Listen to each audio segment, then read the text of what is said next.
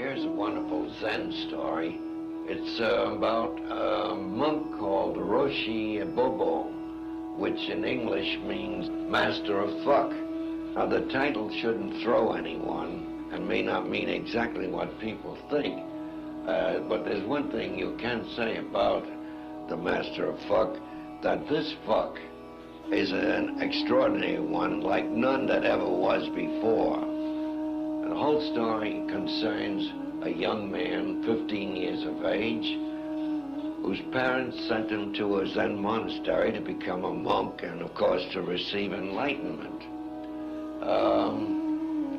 He was a fairly bright young man, good-looking, obedient, and as far as anyone could see, good material.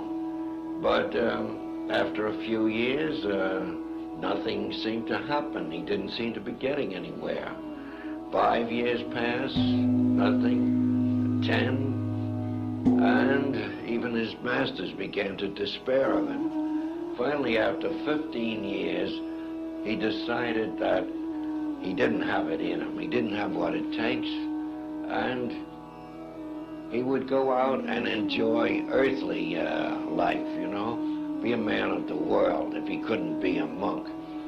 So he slipped out one night with his bag and baggage, and he wandered into the red light district. And there he encountered a girl, seemed to him like a geisha, and he went to bed with her immediately.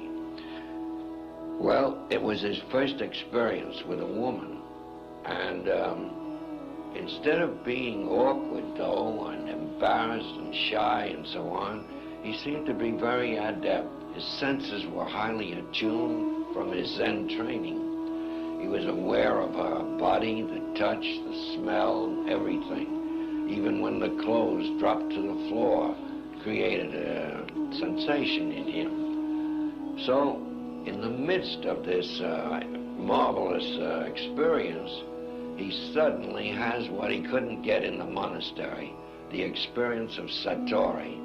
He saw things as they are and were and always will be, once and forever, clearly, you know, which is really what all enlightenment is all about, don't you know?